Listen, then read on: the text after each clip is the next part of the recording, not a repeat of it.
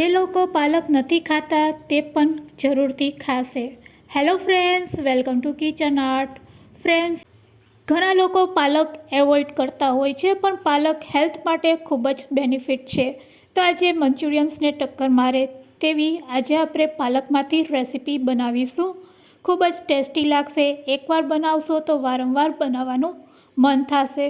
તો ચાલો બધી ટ્રીક અને ટિપ્સ સાથે રેસીપી શરૂ કરીશું. રેસીપી સારી લાગે તો લાઇક અને શેર કરજો.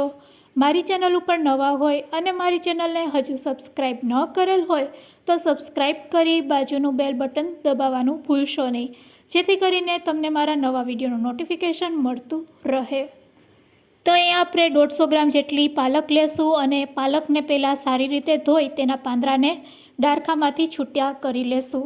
તો આ રીતે પાલકને પહેલાં સાફ કરી લેવાની છે. ખરાબ પાંદડાને આપણે સાઈડમાં કાઢતા જશું. બસ આ રીતે આપણે પાલકને સાફ કરવાની છે. હવે કોબીના દરામાંથી આપણે ચોથા ભાગ જેટલી કોબી લેવાની છે. તો આ રીતે ચોથા ભાગ જેટલી કોબીને આપણે પહેલાં રફલી કટ કરી લેશું. કોબીના જાડા ભાગને દૂર કરી લેશું અને બસ આ રીતે રફલી કટ કર્યા પછી કેપ્સિકમ એક મરચું લેશું અને મરચાંના 2 ભાગ કરી લેશું. અડધા ભાગને આપણે મોટા ટુકડામાં કટ કરી લેશું.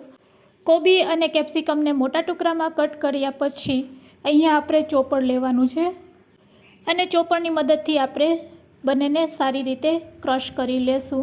તો આ રીતે મોટા ટુકડા થઈ જાય એટલે બંનેને સાથે મિક્સ કરી ચોપર લેશું અને ચોપરમાં એડ કર્યા પછી ચોપરની મદદથી આપણે કોબી અને કેપ્સિકમને ચોપ કરી લેશું. ચોપ કર્યા પછી તમે જોઈ શકો છો કે અહીંયા કોબી અને કેપ્સિકમ મરચું બંને સરસ ચોપ થઈ ગયા છે. અહીંયા તમારે ગાજર એડ કરવું હોય તો ગાજર પણ એડ કરી શકો છો, પણ મેં અત્યારે ગાજર સ્કીપ કરેલું છે. તો કોબી અને કેપ્સિકમને ચોપરની મદદથી ચોપ કર્યા પછી તેને મિક્સિંગ બાઉલમાં કાઢી લેશું અને હવે તેમાં સમારેલી ડુંગળી એડ કરશું. ચોપરની મદદથી તમારે ડુંગળી પણ ચોપ કરી લેવાની છે. તો અહીંયા 1 ચમચી જેટલી ડુંગળી એડ કરેલી છે, સાથે લીલી ડુંગળીના પાન પણ 1 ચમચી એડ કરેલા છે. હવે આપણે તેમાં એડ કરશું લસણ. તો જે રીતે આપણે મંચુરિયન્સ બનાવીએ છીએ તે જ રીતે અહીંયા આપણે ગ્રીન મંચુરિયન્સ તૈયાર કરીશું. તેના માટે આપણે 1 નાની વાટકી પાલક એડ કરશું. અહીંયા કોઈપણ જાતના સોસ એડ કર્યા વગર મરી પાવડર એડ કરશું અને મીઠું એડ કરશું. મીઠું એડ કર્યા પછી તેને સારી રીતે હાથેથી જ આપણે મિક્સ કરી લેશું, જેથી કરીને તેમાંથી પાણી રિલીઝ થશે. આ રીતે મિક્સ કર્યા પછી 5 મિનિટ માટે આપણે તેને રેસ્ટ આપીશું. તો આ રીતે કરવાથી તેમાંથી પાણી રિલીઝ થશે અને રેસ્ટ આપ્યા પછી તમે તેમાં લોટ એડ કરી શકો છો. તો અહીંયા મેં 2 ચમચી ભરીને કોર્નફ્લોર લીધેલો છે અને તેની સાથે આપણે 2 ચમચી મેંદો એડ કરશું. મેંદો એડ કર્યા પછી 1 ચમચી આપણે ચણાનો લોટ પણ એડ કરી દઈશું અને લોટ એડ કર્યા પછી તેને હાથેથી જ આપણે આ રીતે બાઇન્ડ કરી લેશું. અહીંયા પાણીનો ઉપયોગ કર્યા વગર જ આપણો લોટ છે તે સરસ બાઇન્ડ થઈ જશે. અને એક વાતનું ખાસ ધ્યાન રાખવાનું છે કે અહીંયા આપણે લોટ નથી ખાવાનો, એટલે લોટનું પ્રમાણ ઓછું રહે તે રીતે જ આપણે આ બોલ્સ તૈયાર કરવાના છે. તો બધી વસ્તુ સરસ મિક્સ થઈ ગઈ છે અને તેમાંથી સરસ બોલ તૈયાર થઈ રહ્યા છે, તમે જોઈ શકો છો. તો બસ આ રીતે હાથેથી આપણે બધા બોલ્સ તૈયાર કરી લેશું અને પછી તેને આપણે ડીપ ફ્રાય કરવાના છે. તો કોબીના મંચુરિયન્સમાં જનરલી આપણે સોસ એડ કરતા હોય છે, સોયા સોસને. અહીંયા આપણે એક પણ સોસનો ઉપયોગ કરેલો નથી. તો અહીંયા આપણા ગ્રીન્સ મંચુરિયન્સ તળવા માટે રેડી છે. ચાલો તેને આપણે ફ્રાય કરીશું. ગેસની ફ્લેમ ચાલુ કરીને કઢાઈમાં તેલ ગરમ કરીશું. તેલ સારું એવું ગરમ થઈ જાય એટલે એક પછી એક આપણે બોલ્સને આ રીતે ડીપ કરતા જઈશું. મીડિયમ ટુ લો ફ્લેમ ઉપર તેને તળી લેશું. જ્યાં સુધી ગોલ્ડન બ્રાઉન કલરના ન થાય ત્યાં સુધી આપણે તેને ફ્રાય કરવાના છે. મીડિયમ ટુ લો ફ્લેમ ઉપર આ રીતે આપણે તેને હલાવતા જશું અને ડીપ ફ્રાય કરી લેશું. તો તમે હવે જોઈ શકો છો અહીંયા આપણા બોલ્સ છે એ સરસ તળાઈ ગયા છે અને તેનો કલર પણ ચેન્જ થઈ ગયો છે. બસ આ સ્ટેજ ઉપર હવે આપણે તેને તેલમાંથી કાઢી લેશું. તો બધા મંચુરિયન્સને પહેલાં આપણે આ રીતે તળી લેશું. ફ્રેન્ડ્સ, આ રેસીપી તમે ક્યાંથી જોઈ રહ્યા છો તે મને કમેન્ટ્સમાં જરૂરથી કહેજો. રેસીપી સારી લાગતી હોય તો એક લાઇક પણ જરૂરથી આપજો.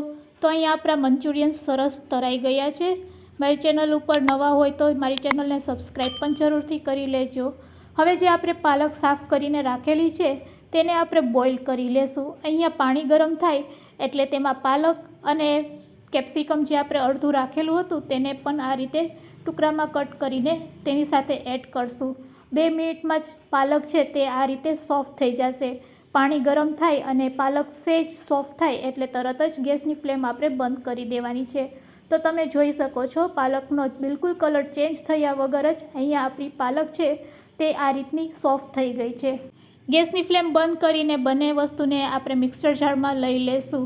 મિક્સર જારમાં પાલક ઠંડી થઈ જાય પછી જ આપણે તેને ગ્રાઇન્ડ કરવાની છે અને તેની એક પેસ્ટ તૈયાર કરવાની છે. તો આ રીતે આપણે ગ્રીન કલરની પેસ્ટ તૈયાર કરીશું.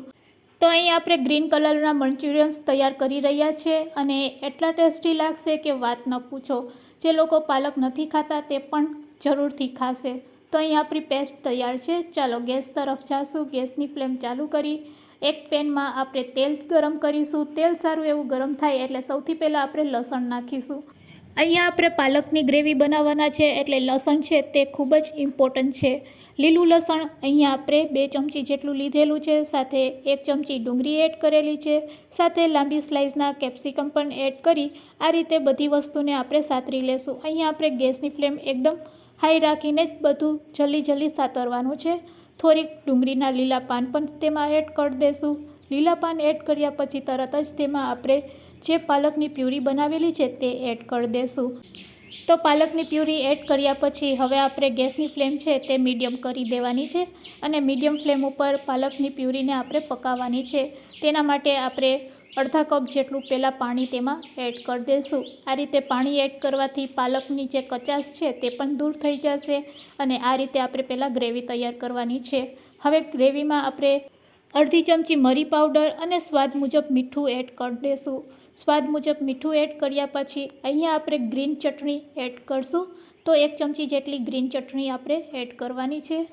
તો આ રીતે ગ્રેવી તૈયાર થાય એટલે તેમાં આપણે સ્લરી બનાવીને એડ કરવાની છે. સ્લરી બનાવવા માટે આપણે એક વાટકીમાં અડધી ચમચી જેટલો કોર્નફ્લોર લેશું અને કોર્નફ્લોરમાં આપણે થોડુંક પાણી એડ કરશું અને આ રીતે પાણી એડ કર્યા પછી તેને સારી રીતે ફેટી લેશું અને તેની સ્લરી બનાવીશું.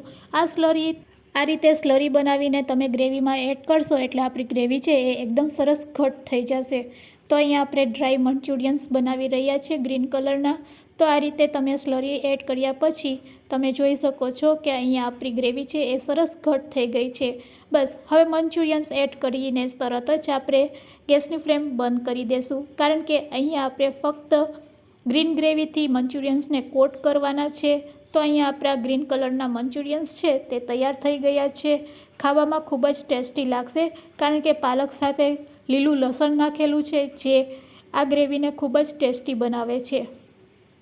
તો ક્યારેય ટ્રાય ન કરેલ હોય તો એકવાર ચોક્કસથી આ મંચુરિયન્સ ટ્રાય કરીને જોજો. મારી ગેરંટી છે કે પાલક ન ખાનાર પણ જરૂરથી આ મંચુરિયન્સ ખાશે. તો આજની રેસીપી કેવી લાગી તે કમેન્ટ્સમાં જરૂરથી કહેજો. રેસીપીને એન્ડ સુધી જોઈ હોય તો એક લાઇક જરૂરથી આપજો. મારી ચેનલ ઉપર નવા હોય તો સબસ્ક્રાઈબ જરૂરથી કરી લેજો અને હા, તમારા ફ્રેન્ડ્સ, મિત્ર અને ગ્રુપમાં શેર કરવાનું ભૂલશો નહીં. Thanks for watching. ફરી મળીશું એક આવી નવી જ રેસીપી સાથે. ચાલો ટેસ્ટ કરીને કહું છું. વાવ ફ્રેન્ડ્સ, ખરેખર ખૂબ જ સરસ લાગી રહ્યા છે. જરૂરથી ટ્રાય કરજો.